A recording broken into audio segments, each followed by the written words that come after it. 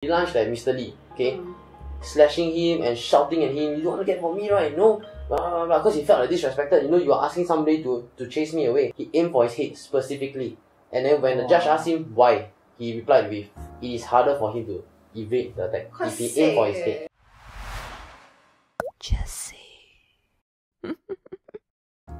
What would you say or do to your child if you get a phone call from the police and you got notified that your child is suspected of committing a murder? The child with you or being detained by the police? Okay, so let's just say you are having a family dinner. Your child okay, is just right beside you. And you receive a phone call. Basky, you tell me they want ketchup! Okay, first thing I'll do, right, is I will say like, "Hey, Joseph Jr." No wonder they call me a commander. No, I mean like, okay, so I'll ask the person come out and I'll talk to him lah. First I need to clarify whether he really did kill someone lah. But come out where? You're like, sitting... Yeah lah, like step away. I don't want to affect the whole table. So then I ask him. If you start crying like uncontrollably and say that, I'm sorry, you know? I don't know what to do. I don't think I can do anything also. Like I'll be as shocked and not do anything. I think for me, right, if let's say I receive a call from the police, I will find out everything from the police first. Then after hanging out with the police, I will ask my kid. Over a beer or? I don't mind lah. I need to maybe drown myself. Drown myself like, wait mommy go and drink 2 cups of whiskey first.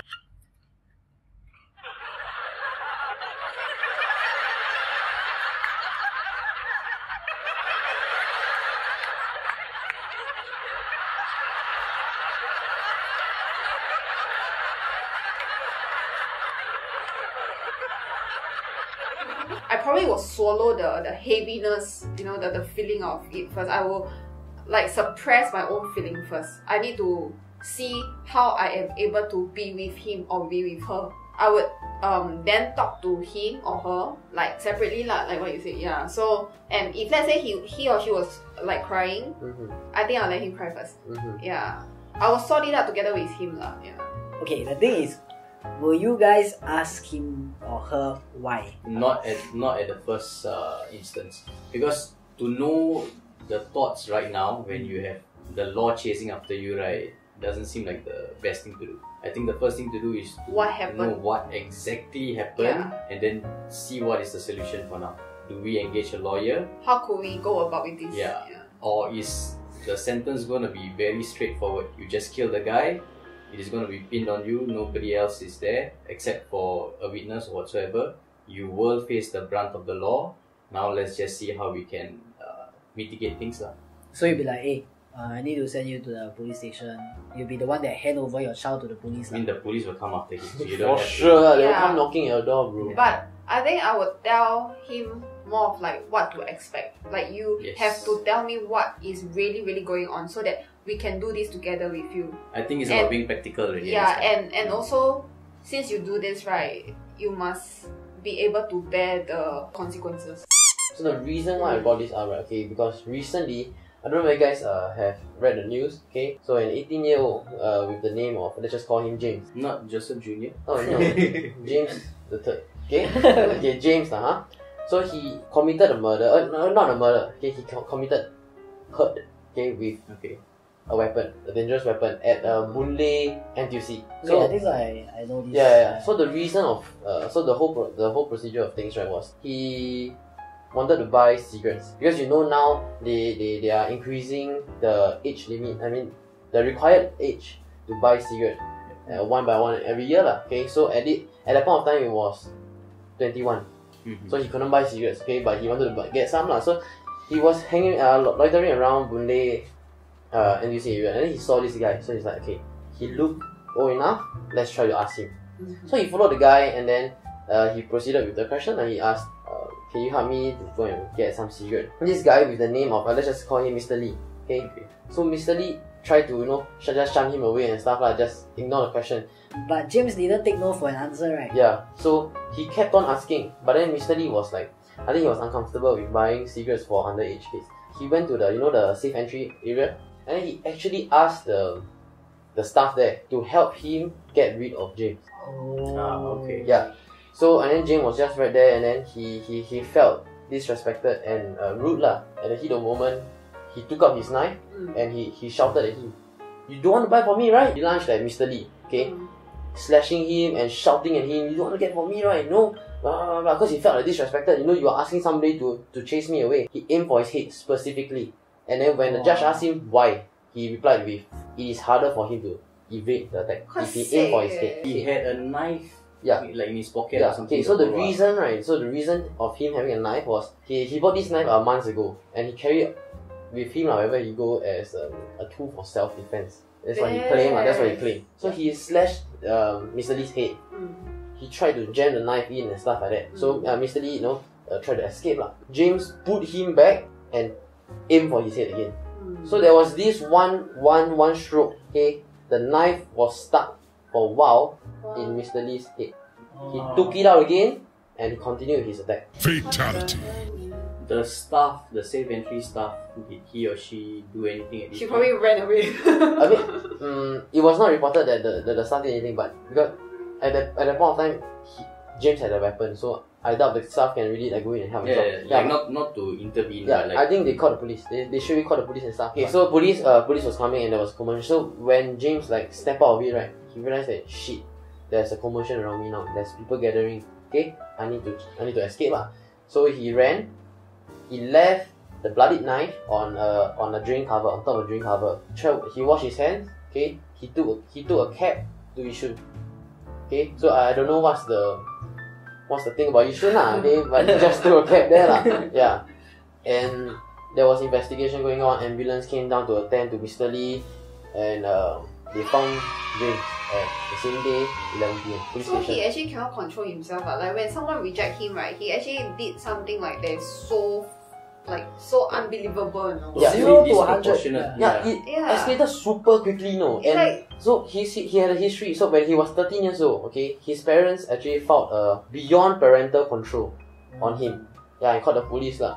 And he actually went to Boys Town. While he was at Boys Town, he did a crime again. His charge lah, okay, was robbery with hurt. So this got him into reformative training. So he was transferred into another center. Okay, I got 2 questions for you guys. Okay, my first question is, the police called you, right? And you know the reason why he did that, right, is over a pack of cigarettes. What will you guys do? Wait, Okay, he murder or don't murder? Like, what happened lah? Just what happened, Yeah. but no murder. Yeah. Okay. I feel that, right, okay, for us to be in that shoe it's quite hard because it's different. Because for his parents, right, the parents actually filed a beyond parental control. So I feel that he really know that James has violent condition. tendency and certain things. So my second question is, would you guys ever send your kid to to a home? Yes, If required, yes. yes. Wow. Wait. The yes came out too fast. I'm still like, No, for okay. sure yes, because Yes. there are only Okay. certain environment, Yes, right? for That, sure, yes. But the thing is that you have to take in all of these things, right? Then you will be able to say yes For sure, so I'm- fast. it will hurt. I'm a assuming lot. this is the kid. But for you to have a quick yes, right? That moment is never something that is very easy. Yeah, for sure. But I believe that maybe, I'm not saying he is lah, but maybe like the parents sending him to Boys Town or what might have contributed A to bit. his It might have, but there must have been a spark to land him there in the first place, right? Like before that he wasn't robbing or he wasn't slashing people mah. But he was doing something Maybe enough just to a the, very- to the point to the where extent where because when you file a beyond parental control, right, it is not just a one-hand thing. The police have to assess everything and then say that actually, okay, It can it's be like- reasonable, it's justified that I will go with your complaint and we will try to settle this. But as a parent, he can feel my parents give up on me, even my own blood give up on me. Why?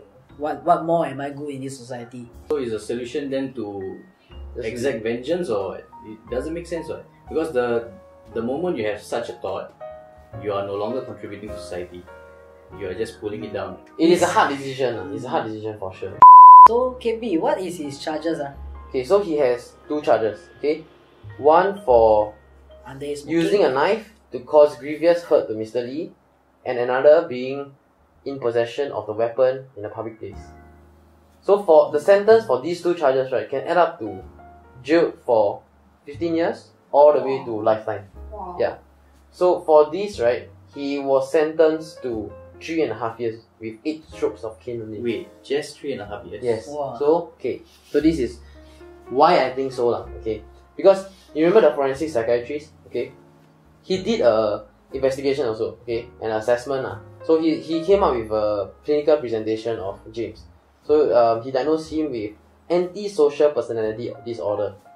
Okay. And this disorder, okay, is known for showing no regard for right and wrong, and the person that is suffering from this will ignore the rights and feelings of the other. But the forensic psychiatrist also added that his antisocial personality disorder would not have completely deprive him of the ability to control his action.